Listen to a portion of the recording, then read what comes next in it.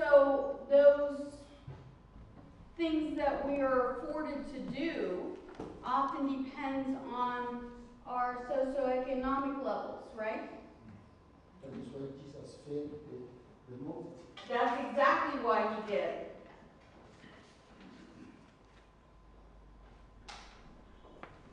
How about our gender identity? Do you and she see the world from the same lens? Some things, but some things very different. Okay? Do you think you experience the same world that she experiences? Some. Not really. Sometimes, not really.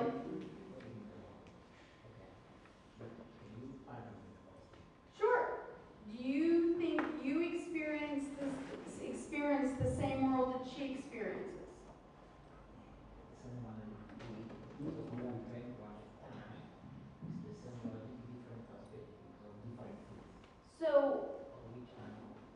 So we don't experience the same thing, okay?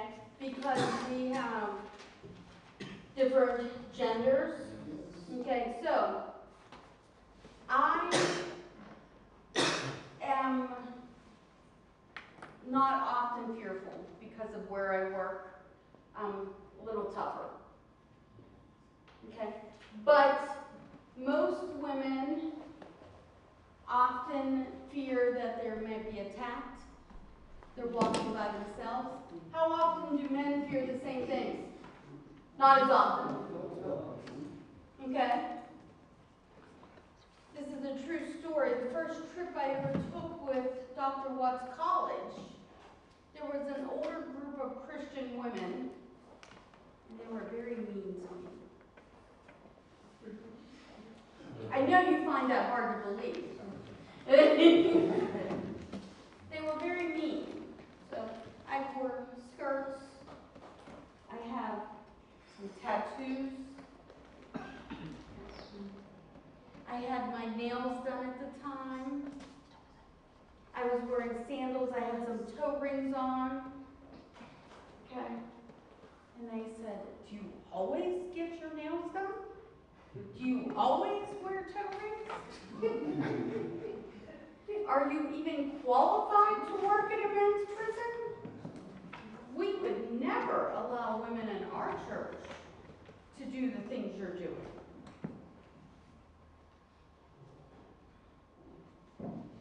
And Dr. Watts said, "Oh, those women are so sweet to me.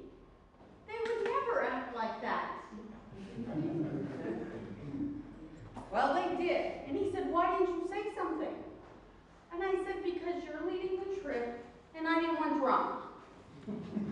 No drama, right? Okay? And he says, "Let him have it." "Really?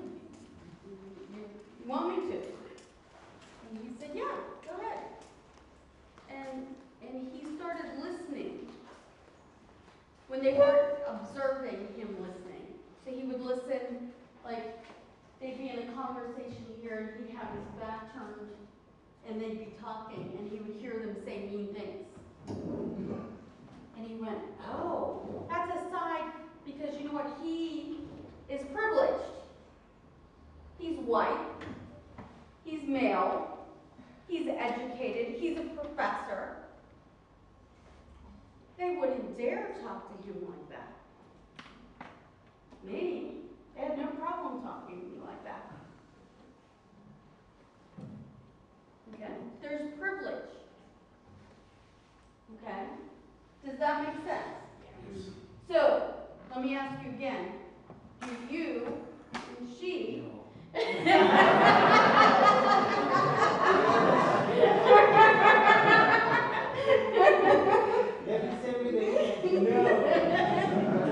So do people talk to her in a way they would never talk to you? It's possible. Okay? So we have to be cognizant of that. We have to be be aware of that. That when people, these same women, there were 3 professors from the college on the trip, 2 male and 1 female. And these same ladies said, oh, we're so blessed to have 2 professors on the trip. And I said, you have 3 professors on the trip. Oh, she doesn't count because she doesn't have her doctorate. And I said, so you're telling me all the work that she does with those students doesn't count? All her education doesn't count. Because Geneva values her, that doesn't count in your eyes. How many times do we discount? How many times? Do we discount the wonderful ladies who made us tea and our snack? Do we take it for granted? Do we take, or do we thank them? Because that work is work. Okay, so gender.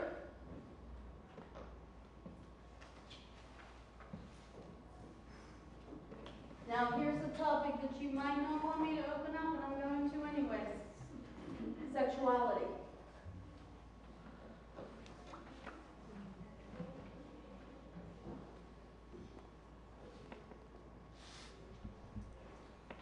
These are all domains of how we need to look at people. This is your whole person. This is your whole person. So if one of these things is off, the rest are probably off too. So whenever I talk to clients, I look at, do you have any medical illnesses? I've had clients who have had severe depression due to a medical diagnosis. Dr. Watt talked to you about a friend of his who was terminally ill who killed himself. Right? If he wouldn't have been terminally ill, do you think he would have done that? No. If our culture, our surroundings, so Dr. Watt was partially right in that I work with a lot of criminals. They're not called criminogenic tendencies, they're called criminogenic needs. Okay? So, you've grown up thinking a certain way, right? Okay? Your parents thought it was the right way. Okay? How often do we say, or do we assess, oh, my parents did it this way, I like this part, but I don't like that part so much, so I'm going to do a little different. Or do we just automatically do? Automatically do? Mostly? Mostly? Okay. Okay. So, my inmates, most of the time whenever I counsel them, I think, there, for the grace of God, go on. Do you know why? Because they grew up in families where they think like their families, just like you and you.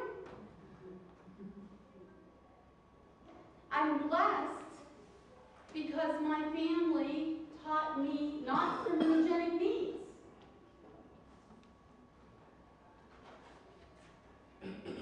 We were an immigrant family. My grandfather came from Sicily to America. So we had to work hard. He was not educated. They came with nothing.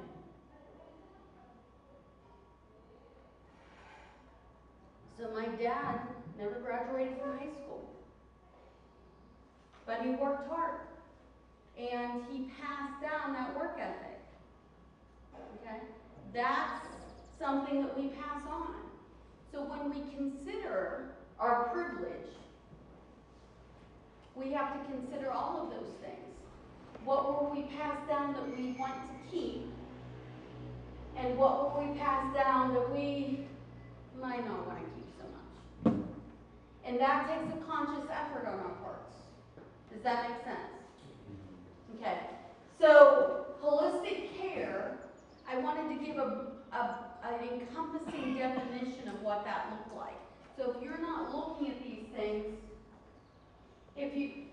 how often do you do marriage counseling with congregation members where they're having a fight or they're having problems? Ever? We just don't talk about those things. Sometimes it hardly comes out. Okay, sometimes it comes out. It hardly comes out, but that is problems. Okay, okay. And that's unfortunate. Okay? So all of those things, even though it's uncomfortable to talk about, we have to get comfortable. We have to get comfortable with it. Because if they can't come to you, who can they come to? How many of your congregation members can afford mental health treatment?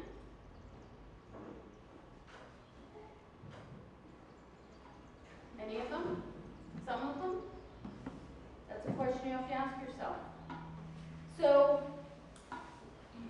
if you're their resource and you're uncomfortable with them coming to you about something, what resources do they have? Does that make sense? Yeah.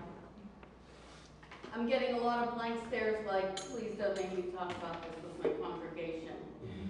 Am I right? Okay. Let me switch topics slightly. Does everybody have this down? Okay.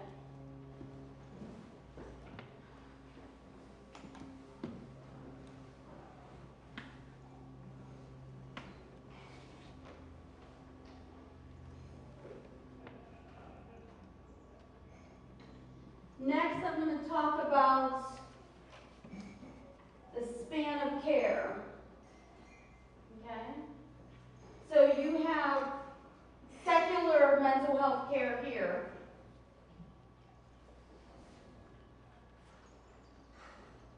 So that would be somebody who only deals with mental health, and they would treat clients within a completely mental health, not including that whole spectrum of holistic care. Okay? So that's a medical model where they diagnose you and they say, this is your diagnosis, we're going to treat that diagnosis, and that's going to be that. Okay? And that often includes medicine.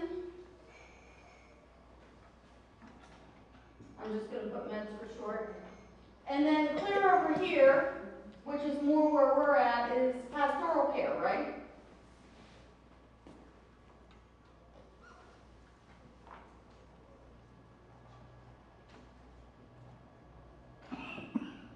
Okay. And this very end here is the pray harder, confess your sins, fast, get your house in order, right? Right? Okay. There must be something that you haven't done. Read your Bible more, or you wouldn't be suffering this. Okay. Now, there seems to be a whole lot of area in between these two extremes, isn't there? Okay? Now, I was trained, and I'm going to train you the same way, and to work with the scope in which you're trained. So I don't prescribe medications. It's not within the scope of my training. Am I against medications? No. They're a tool. Okay? How many of you do construction or kind of manual labor? Nobody? Nobody? Build houses, anything like that? Maybe you used to? Okay. So I'm remodeling my home right now. And so every Saturday I go work on the house and I put up drywall and I mud and I use my saw and we put down tile. Yes.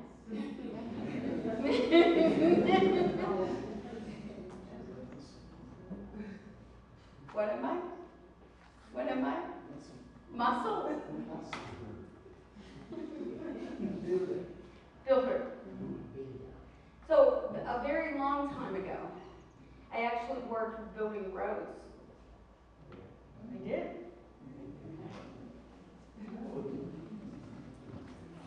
Concrete roads. I don't think you want to know all I have to tell you. Okay, but, let me ask the ladies. Okay, how many of you cook? Cook. All of you. Okay, so, you have different pots for different things that you cook, different pans. You have stirring. I cook too. So I have a ladle if I want to scoop something out. I have a spatula if I want to scrape something off the bottom. I have stir if I'm making soup, right? So we have different tools for different things that we're doing. Okay, so that's my point of all this. Okay, we have different tools. So if I'm building, I might have 3 different saws that I'm building. If I'm cooking, I might have 3 or 4. How many different knives do you have? You have a bread knife, you have a paring knife, you have, right? Okay? So we have different tools to help us. Okay? Medications are one tool. Okay? I'm going to say something a little controversial. Praying is a tool. Scripture reading, tool. Okay? Fasting, tool. Okay? So let's start listing our tools. So we have meds. I'm not going to rule them out. Prayer. Fasting. Scripture reading.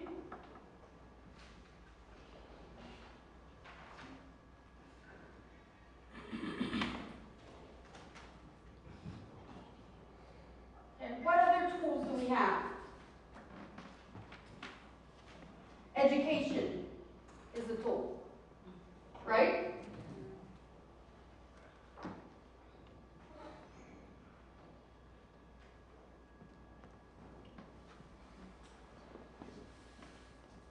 Whoever worries a lot. I worry. I worried about my luggage, but it's finally in. We're going to the airport tonight to pick it up. We worry, right? Will this work out? Will that work out? How about we worry about our congregations, right? Okay. So what if I gave you tools to help with your congregation members that worry too much? So that's a tool, right? Okay. So breathing techniques. Okay. There's different techniques. Talk therapy is a tool. Okay. So we have a lot of different tools.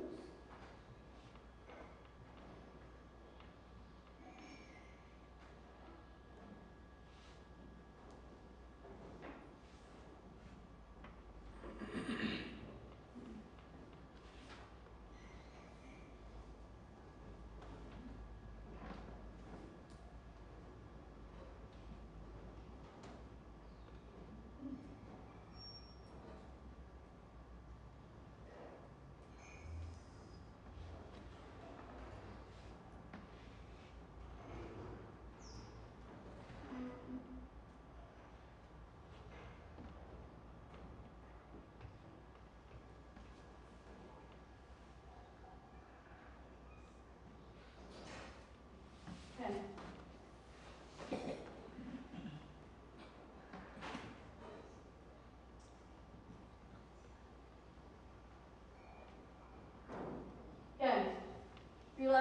take things.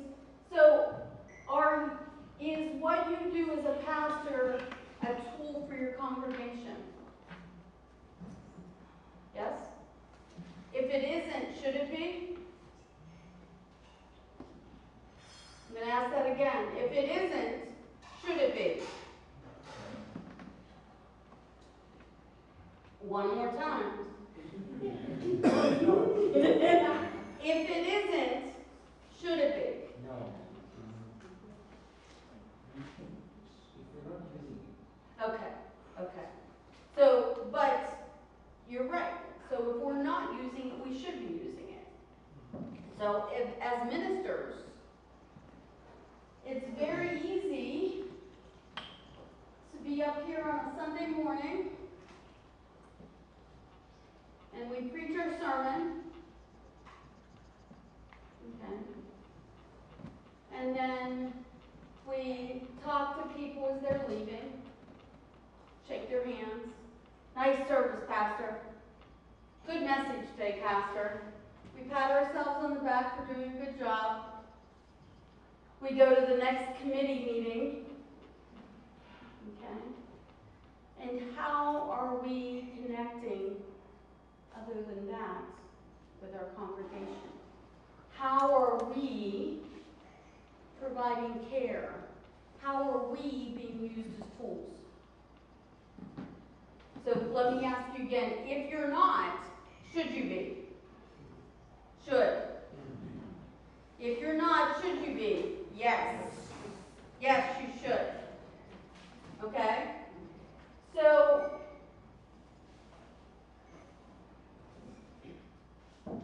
I'm not a great minister. You're laughing whenever I say that. Why would you say that? So, I don't think my talents and my spiritual gifts lie in preaching. I don't memorize my sermons. I read them out because I get flustered sometimes. I plan them. Yeah. Nobody's ever calling me to be on, to preach to thousands of people. It's not where my gift lies. So, when I say I'm not a good minister, I'm not that kind of a good minister. And some people think that that's the only kind of minister there is. Okay? We have an image of what a minister is supposed to do, don't we?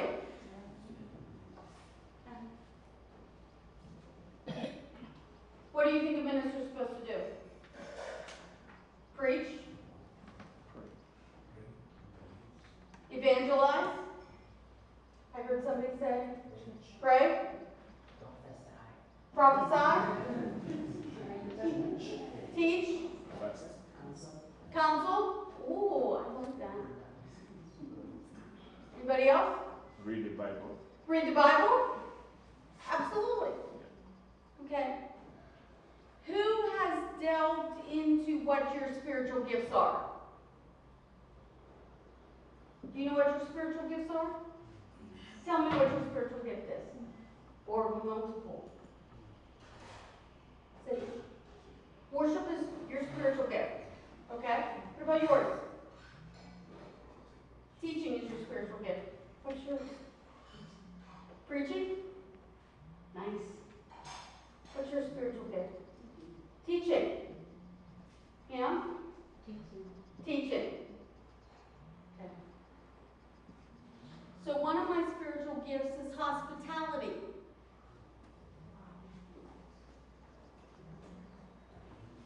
Okay. So on Saturday, I'm cooking. For people. Yeah, not the animals, the people.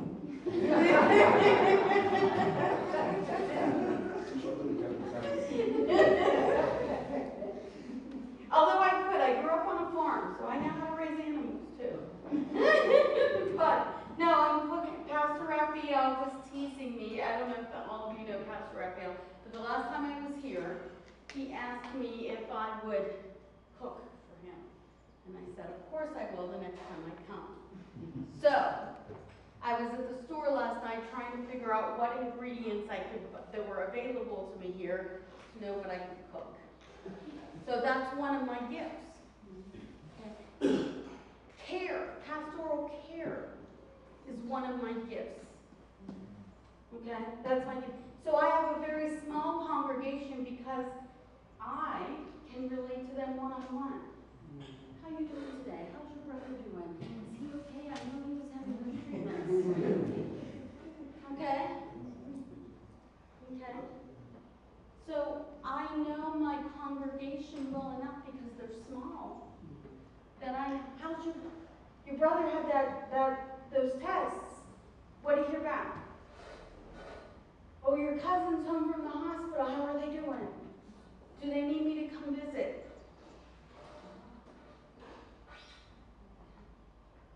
And so I work within my gifts.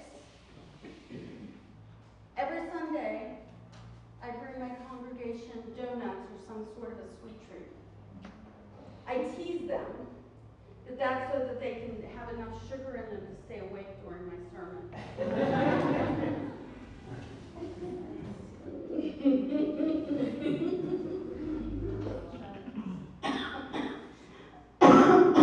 Sorry. I know my limitations. Okay? So your services here are longer than our services. So the last time I came, I had to put 4 of my sermons together to make one per year. So my congregation said, don't get any ideas, you're not preaching that long every Sunday. They put a little watch on top of the pulpit, so I didn't go too long. Okay, so work within our scope. Work within our scope of training. Work within our spiritual gifts. What does Paul say about our spiritual gifts?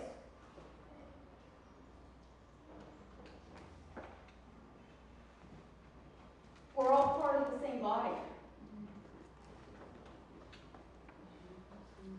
Many people want to be the head.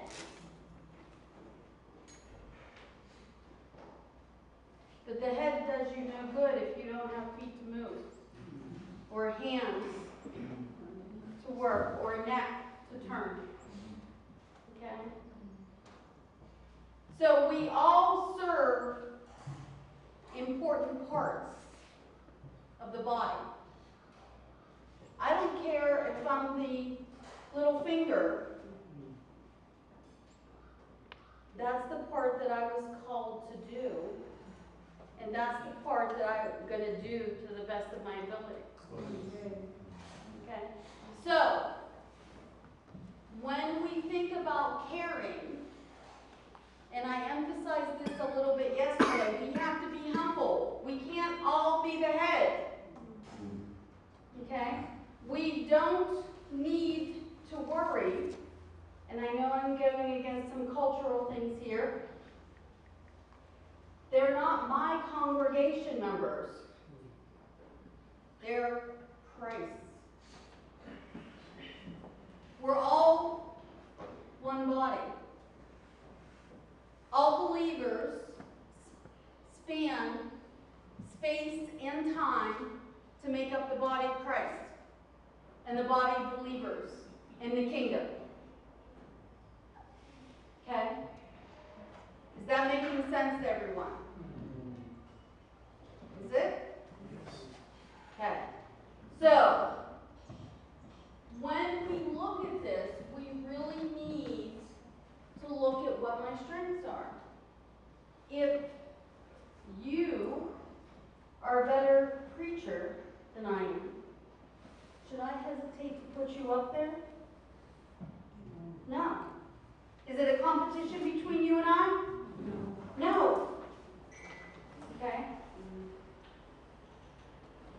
Do I feel less than because he has that gift and I don't? No. I'm valuable in the gifts that God gave me, and I was created in his image. Okay. And I'm called to use those gifts. So people often ask me, why do you work in a prison? That's where I was called to work. Why are you going to Africa? That's where I was called to go. Why are you in the pulpit when you don't think you have that talent? I don't know, that's where God called me to be. I didn't want to be there. But I may have a lot of sins, but fulfilling whatever I'm called to do, the best of my ability is not one of the things that I don't do. Does that make sense?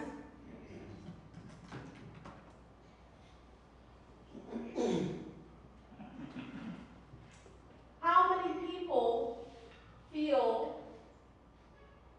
that they're not qualified to go to this area?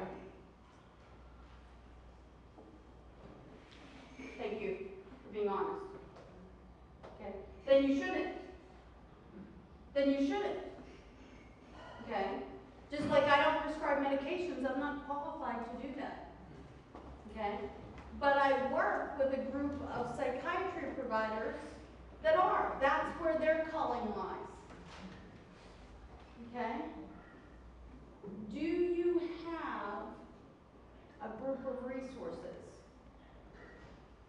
I can't do that for you, but this person over here can.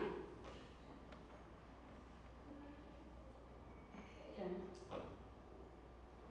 It is not uncommon for, even though I am not, in my job at the prison, I work in the field of counseling and psychology, okay? I am qualified to do the chaplain work there, but it is not uncommon for me to send an email to the chaplains and say, this person needs some additional prayer and help. Can you come? Does that make me less of a person? No. We work as a team. We work as a team. Jonathan and I, Dr. Watt, work as a team. Okay? So when he was up here lecturing, I'm back there trying to figure out the mechanics because we're having trouble with some technical issues and we haven't been able to upload the film from yesterday. So that's what I was working on back there. The last time we were here, he lost his voice. Remember I told you I brought him a drink in the afternoon. So I ended up teaching about half the time. We're a team. So there are times that one of us hit a wall or we have different skills than the other, and we complement each other. Okay? When you're building your ministry team or your leadership team, you should be thinking about that as far as building your team. What strengths do you have? What strengths do they have? Do you have somebody that's gifted in hospitality? Do you have somebody that's gifted in counseling?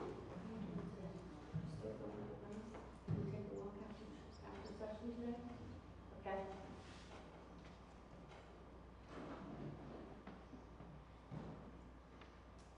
Holistic care. Is that making sense to everyone? Okay. So, we need to have resources for our congregations. We need to have a team.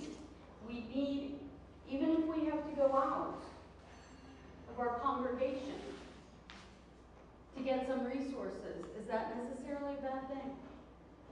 No, it's not. It's not. There's a funny story that I've used a couple of times, and maybe you've heard it. But it's about this continuity of care and this seeking of resources. And there's a natural disaster, there's a flood coming. And this man says, I have complete faith in God. God is going to save me from this flood. And so they send out people in the United States from the National Guard, and they clear and evacuate the area. So they send these people, and they're going to evacuate the area. So all the flood victims, before the flood ever gets there, they're out of the way. So everybody's out of harm's way. And the guy says, no, I'm not leaving. God's going to save me. Okay? So the flood waters start to come. And they send people around with boats. And he says, nope, I'm not getting in the boat. God is going to save me. Now the flood waters are really coming up high. He's on the roof now. They send helicopters through. Okay? He doesn't get on the helicopter. What's he say? God is going to save me. God doesn't save him. He goes to heaven. And he says, God, what happened? What happened? And God says, I sent the evacuation team, I sent the boat, I sent the helicopter. What else did you want me to do?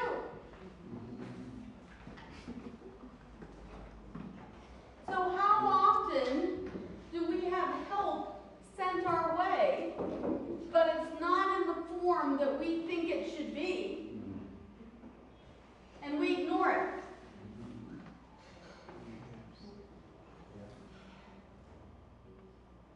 Think about that. I want you to really think about it. How often is help sent our way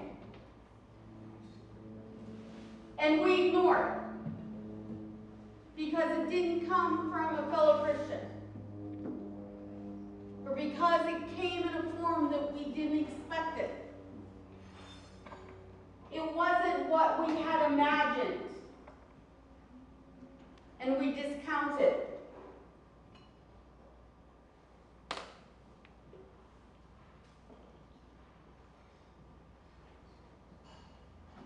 How often? How often? Too often, I think. Too often. Too many times. Amen to that. Amen to that. Whenever I first started at Geneva College, where Dr. Watt teaches, I thought I wanted to be a Christian counselor. And then very quickly, I decided that I did not.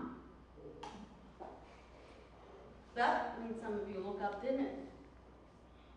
Why wouldn't you want to be a Christian counselor? Why? Let me tell you why. So, there's a presumption, and Dr. Watt talked about this earlier, that if I say I'm a Christian counselor, and you identify as a Christian, you assume that your beliefs and my beliefs are exactly the same.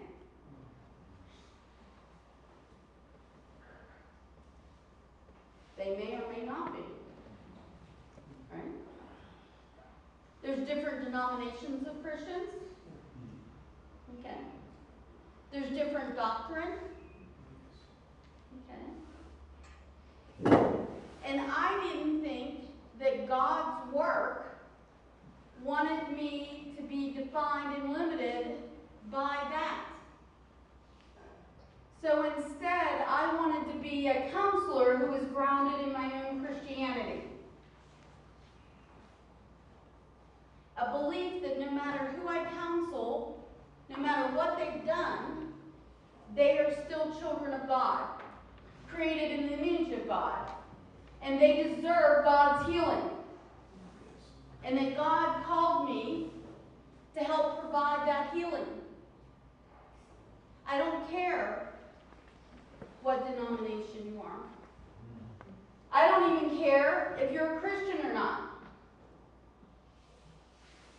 I want to model God's love in my work.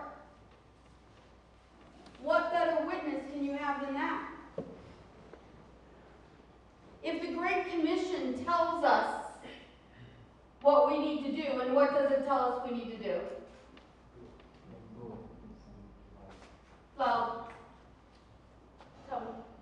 Go all over the world with the gospel. Okay? Yes. Perfect.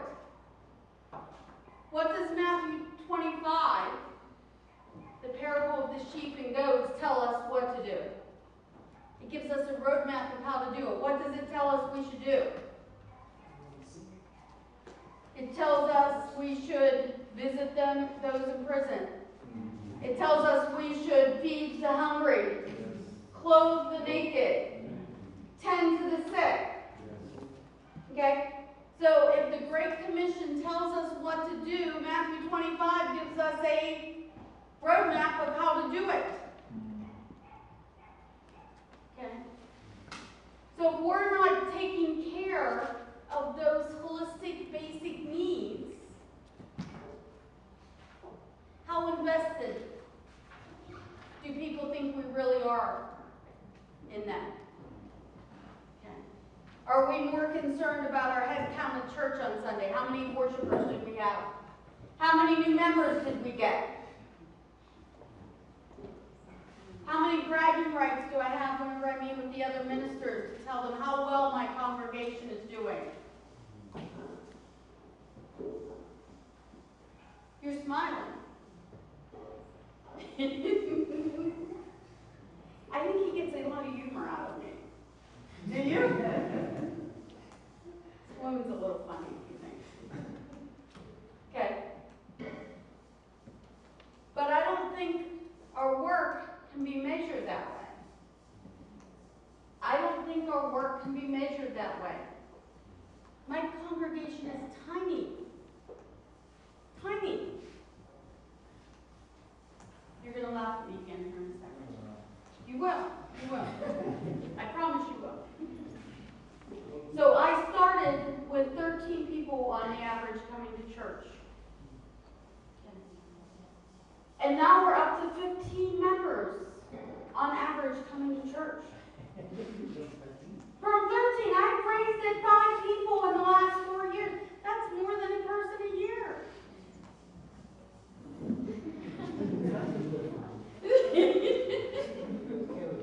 I'm very okay with that. Why wouldn't I be? I'm ministering to the population that God called me to minister to. It's not a measurement. No. But that's not all He's called me to do. Okay? He's also called me to work at the prison. And that's a congregation that many people don't want to work with. Is realistically, you are able to reach out to every member. Yes. Because the number is small, Mm-hmm. you are able to reach out. I want you to say this out loud. Say it for everybody to hear.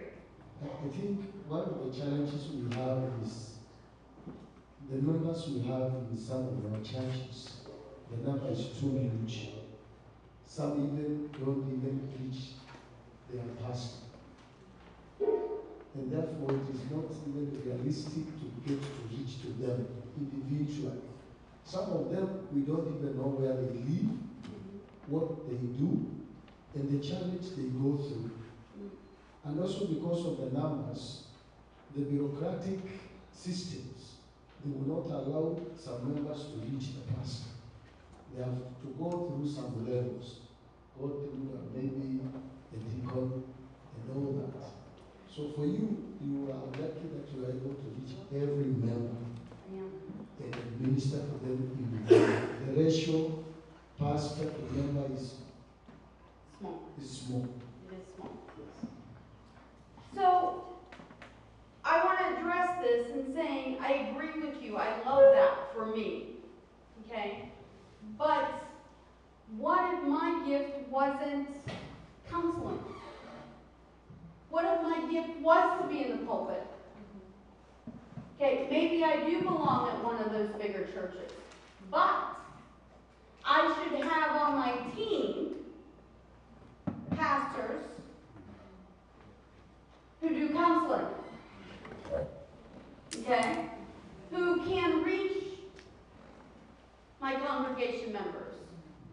My oldest son and daughter-in-law live about a 10-hour drive from me, okay, and they belong to a medium-sized congregation. And they have a small groups meeting every Wednesday. Okay? So their small group is where they talk about a lot of the things that happen in church on Sunday.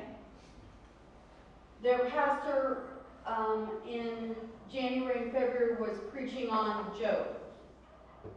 And my son said, Mom, I didn't like it. I didn't like it. He goes, we had a group chat, and I blew up my group chat with questions because Job made me uncomfortable. He goes, it didn't sit well with me.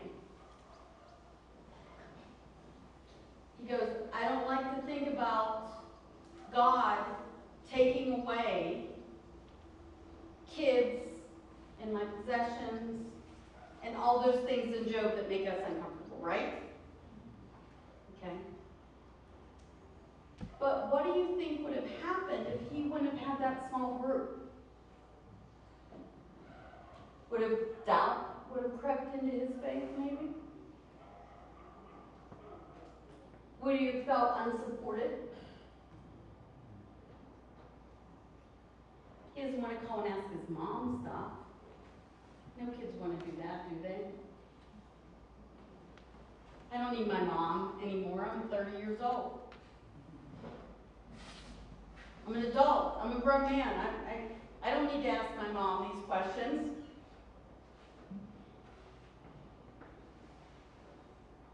But I was there for the tail end of this sermon series that his pastor preached.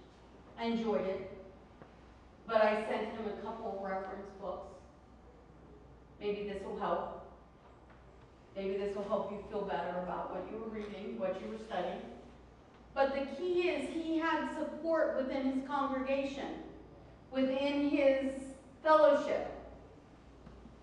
And when we lack that, that's when people get wrong ideas. It's when they drift away. It's when they start to have doubts. Okay? And so we need to supply the support. So if your gift is being right there on Sundays, I'm not discounting that. And I'm not saying that you all have to preach or minister in congregation sizes like mine. But I am telling you, don't compare. Don't measure. It's not a competition. We're all of the body. We're all of the body. Okay? What time are we at? I went a minute over, a minute and a half over before. We're 3 minutes till, we're till 12 today, right? Is it 12:30? Is it 12 or 12:30, guys? 12:30? Okay, then I have another half hour to go. Yes! I like to hear that.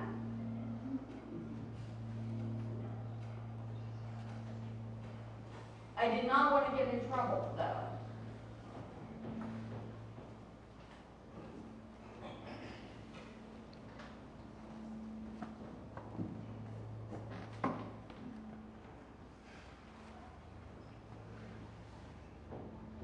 Now I'm going to get into a little bit of techniques that you can use for your pastoral care. Okay?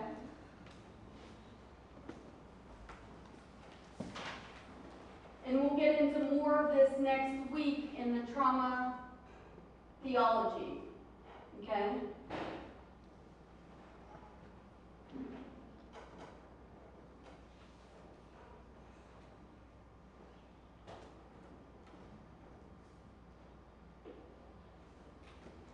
Listening. How many of us active listen? Or do we listen enough to make a response? So before the person gets finished saying what they're going to say, you're formulating what you're going to say back to them.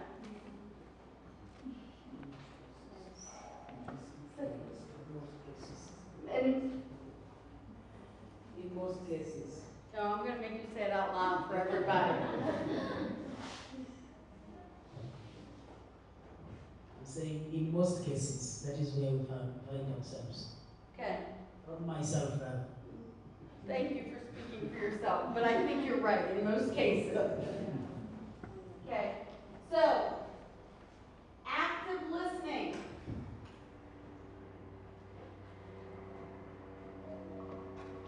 Dr. Watt talks about my memory for conversations, okay?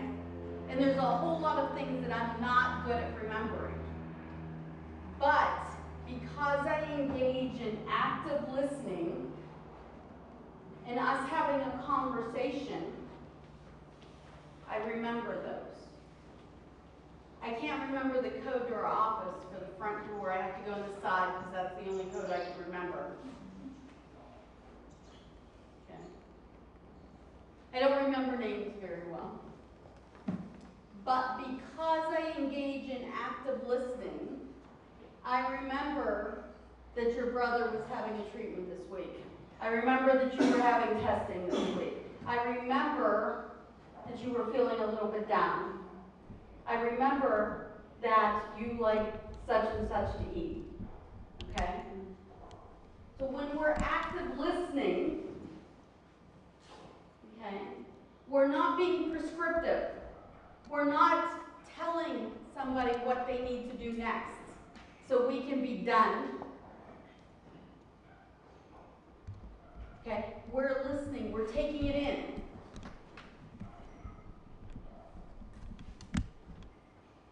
That is a tool that we have. Sometimes people need to get it out.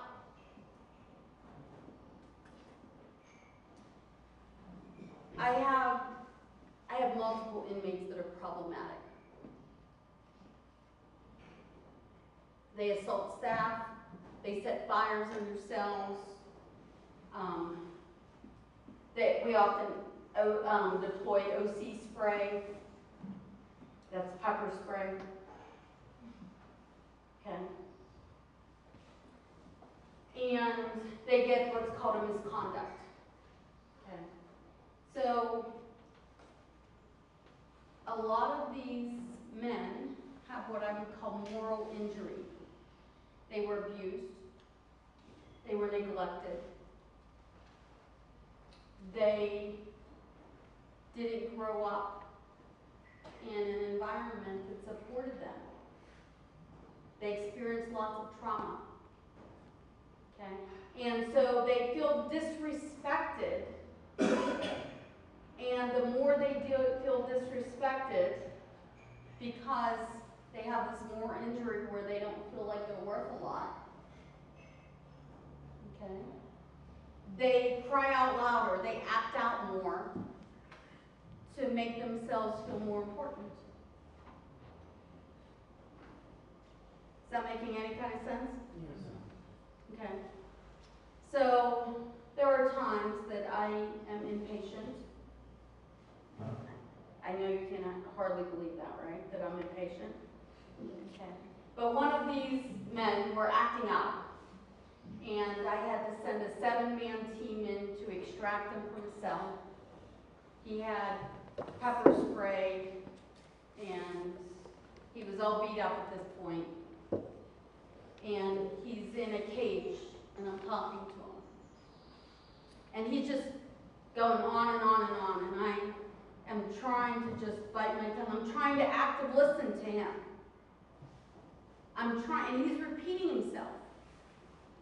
And I just want to say, okay, you said it. I'm being impatient. But at the end of 20 minutes of me listening to him, he thanked me. He thanked me. He said, that really helped. That was really therapeutic. And he went back to his cell voluntarily We had no more issues the rest of the day. He needed to talk. I didn't really solve anything for him. I didn't change his circumstances. I didn't make his misconduct go away. He was still in a restricted housing unit. He was still covered in pepper spray. His eyes were still stinging. His nose was still running. But he got to talk. Temporarily, probably. Yes. Yes. So when we listen, are we listening? Should we be if we're not? Yes. Okay. So one of the things that we have is listening.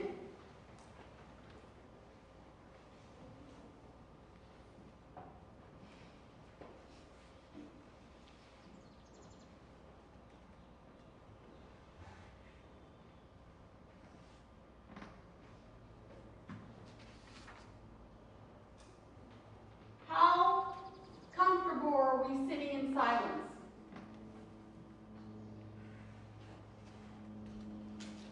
How comfortable are we sitting with somebody in silence? Are we? Does it feel awkward? No? Sitting with someone in silence. Not talking? Feels awkward? Yeah. We wanna talk. We wanna fill that void. What if they're feeling something that words can't express?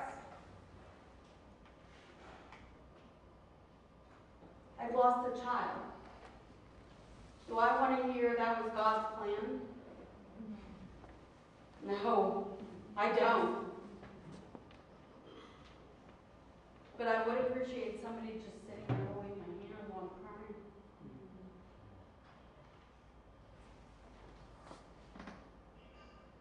Somebody in my presence just being there.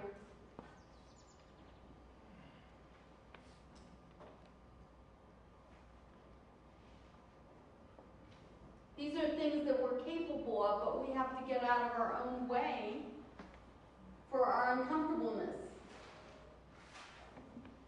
Okay. Platitudes. Just pray about it more. It was part of God's plan. It's for the best anyways. That's not very comforting, is it? No. No. Sometimes sitting with somebody is the most caring thing we can do.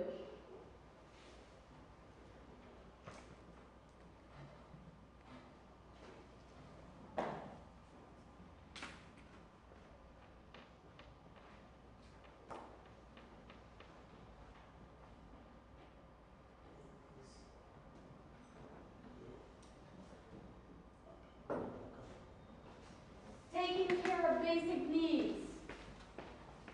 So there are different people, therapists, psychologists that think that there are different basic needs. I happen to be a reality therapy choice theorist, so I believe that Dr. Glasser says that our basic needs are survival. We're the only mammals that have opposable thumbs, so that's how we survive, because we could make tools and use them. Okay? So survival includes clothing, shelter, food, and reproduction. Okay? This is our pointer finger. Okay? So if we point ourselves in the right direction, we have freedom. If we point ourselves in the wrong direction, we don't. Okay, so freedom is a basic need. Okay. Power is a basic need. If I'm at the prison, I will show the inmates my middle finger. And does Does anybody know what that means? Yeah. And I'll say, what does that mean? And they'll say, that's the finger. And I'll say, yeah, when somebody tries to take your power, you get angry and you say, yeah. Right? So we have a need for power. Okay? This is my ring finger. So that's usually where your husband or wife puts their wedding ring.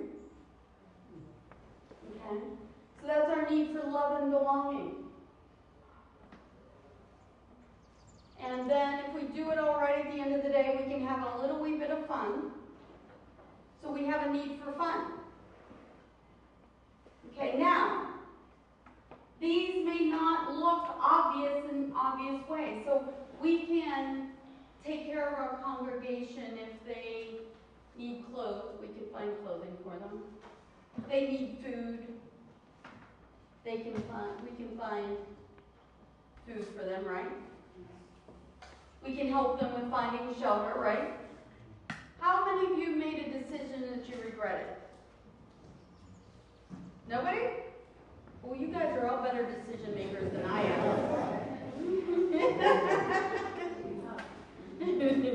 I've made many, many, many decisions that I've regretted in my life. Okay? But one of the things that I like to do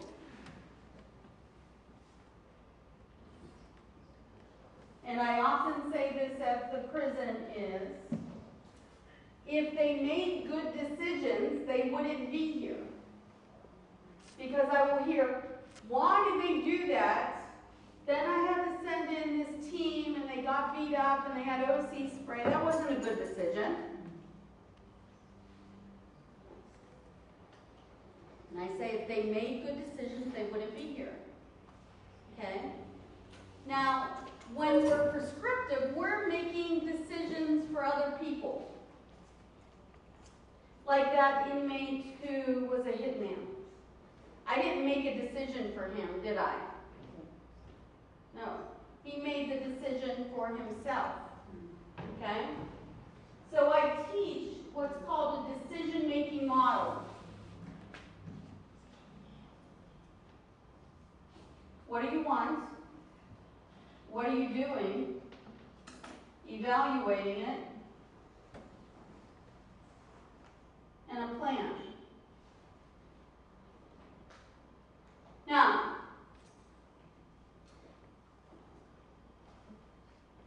I know that I had a conversation yesterday with a gentleman that said this way that they conducted the schedule is better than the old way when you had to be here for a whole semester. Who was that gentleman that said that? He's out? He's gone out right now. Okay. Okay.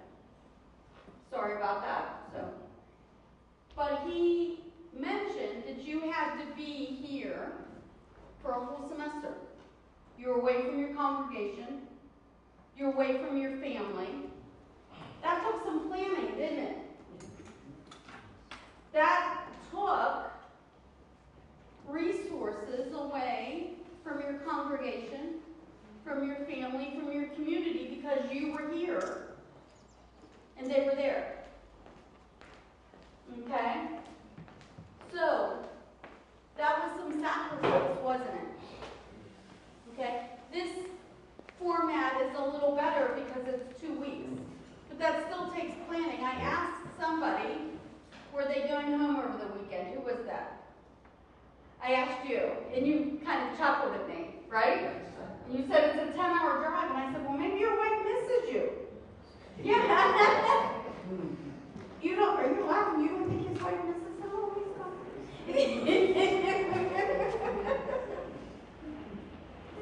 Okay. But, what do you want? So, if somebody is having problems with their basic needs, what do they want? Ask them, what do you want? Maybe nobody's asked them before. What are you doing to get it?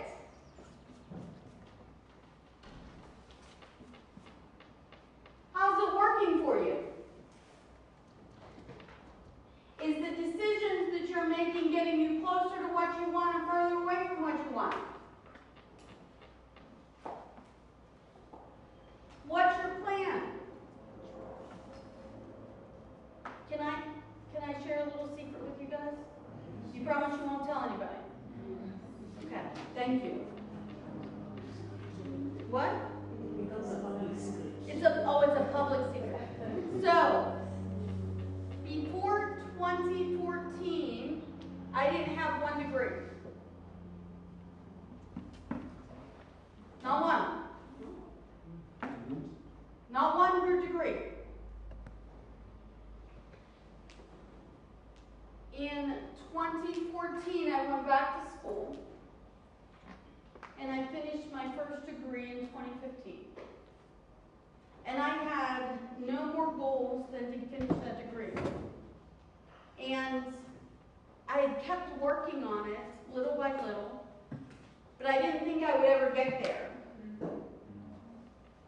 And in the United States, we have to wear one of those gowns and a cap. Okay? And I was sitting there with all the other graduates in 2015, and I was waiting for somebody to tap me on the shoulder and go, "Get out of here, you don't belong here. You have more things to do." I didn't feel like I belonged. I didn't feel like it was real. But I had kept after it for 30 years. 30 years. I finally finished it. And I worked with some people that said, "Well, you need to go on because you're really good at this counseling stuff." And that's when I first started to realize it might be a gift. But God put those people in my way, not before I was ready to hear it, but exactly when I needed to hear it. Okay? So in 2015, I started my second degree. And I went to school full-time for 2.5 years while I was working full-time. And that's when I met Dr. Watt. And I felt a little more confident by that point. I felt like I belonged at that point. Okay? So, I met some men at the school who encouraged me. And they said, "You should get a doctorate degree." No, I'm not smart enough for that. I'm not smart. I can't do that. They said, "Sure you can. Sure you can. We believe in you." So I went. And then God called me to the prison, so I had to leave. He called me to the prison, and I followed. Because remember, I have a lot of sins, but I followed. Right? Okay. I told you that about myself. So God put it on my heart that I should go to seminary. And I said, "God, I don't want to be in the pulpit. I don't want to get up there and preach every Sunday." And he said, "Don't worry about it." He said, "It'll be part of your counseling. When you have more..." You're afraid I spilled it again, aren't you? No.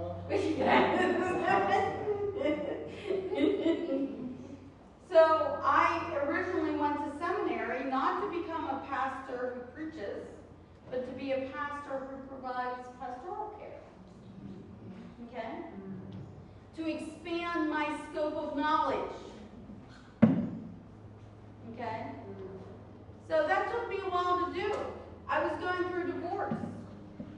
I was in an abusive marriage.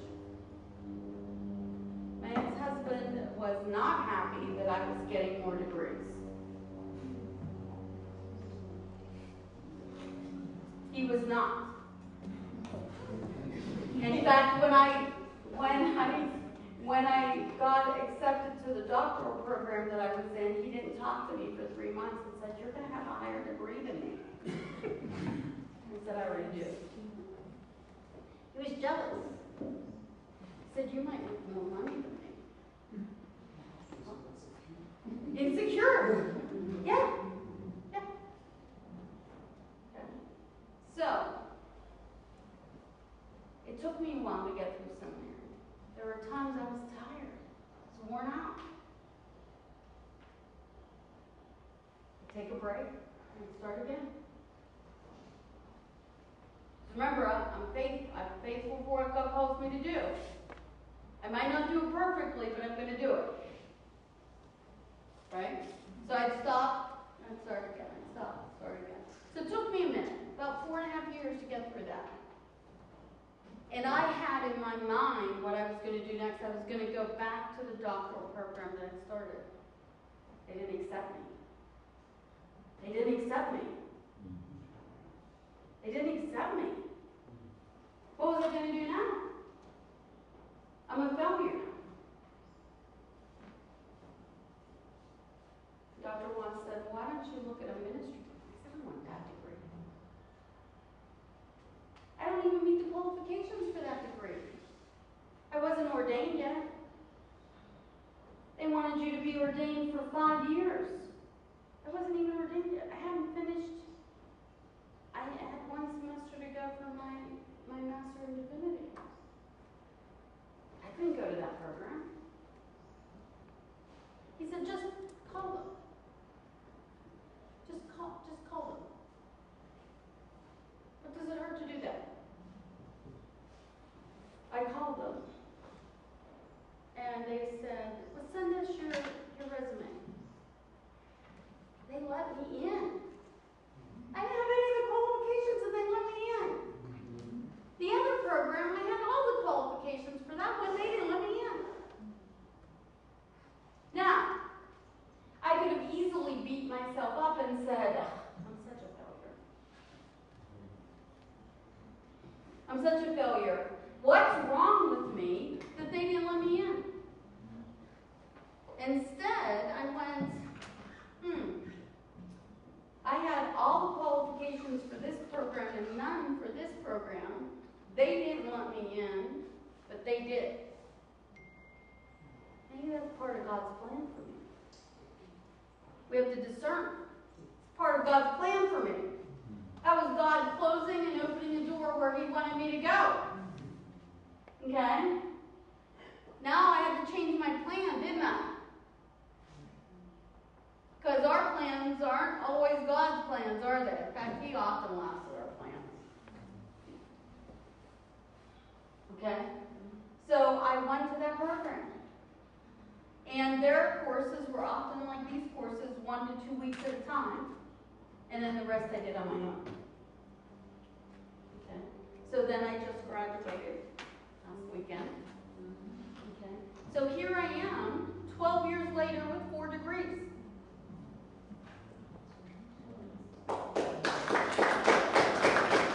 Thank you. I'm not saying that to brag. I'm not saying that to brag. Okay? I'm saying that because God put people in place to guide me.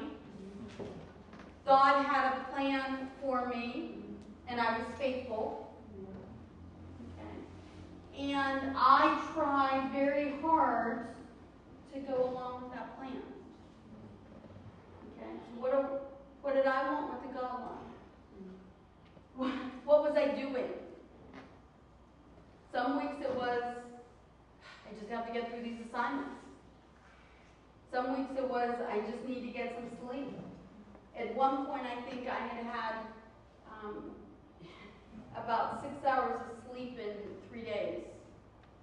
And I was drinking so much caffeine that I was getting shooting pains up my neck. And I went, I need to sleep. I can't just keep going. So what did Dr. Watt say earlier? Some people need to learn how to work and some people need to learn how to rest.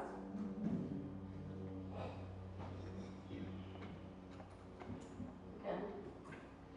When we help people make decisions, when we mentor them, when we guide them,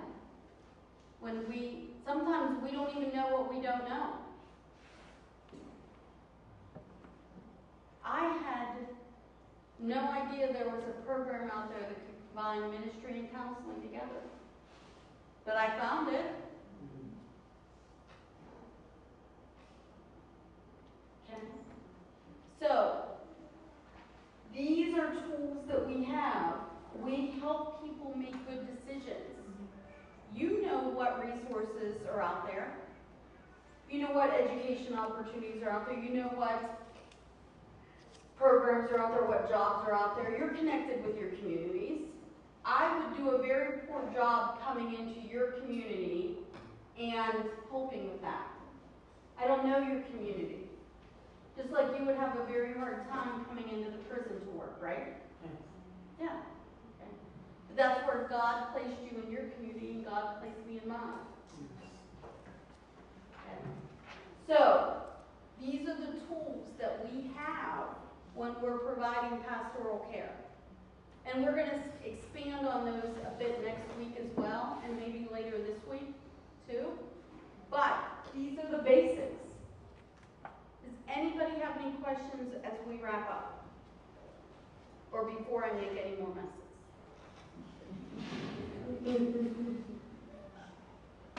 None? Thoughts? Anything that you got out of the discussion? Or did I just put you all to sleep? You sure? Yes, sir. I think Loud. I will now listen more. Say that one more time, please. I will listen more Okay. because I like interacting with you when we are talking. Oh. So I have to listen to get the root of the matter, where is this person coming from, what is their needs, before. Because sometimes I just need to listen and I'm saying, yeah, but many times I have a lot of things to say, I'm not going to listen. Oh. So I know better. You're very prescriptive. Thank you. Anybody else? Yes, sir.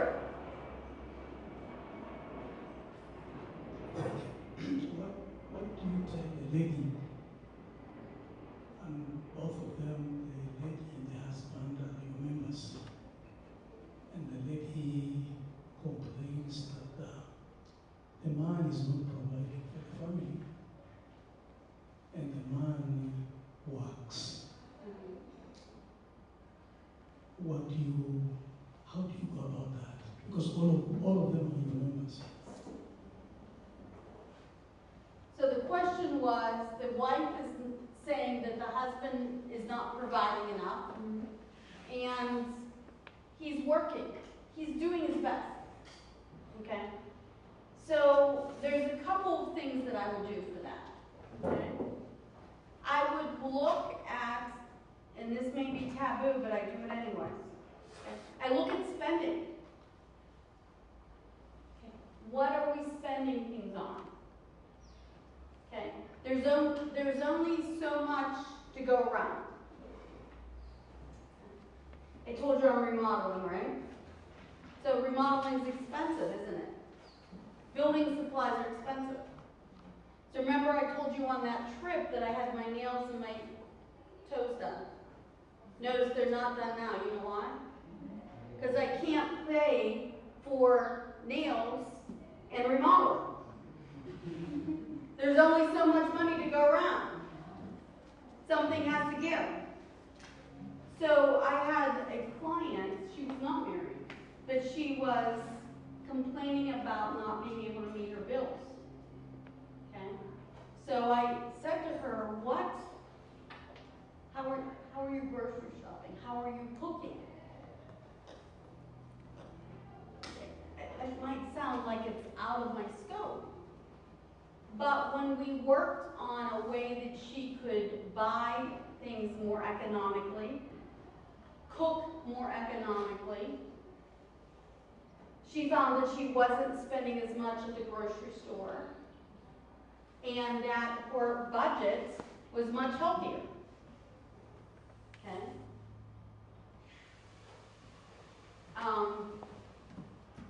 I think it's pretty common to hang clothes out to dry here on a clothesline.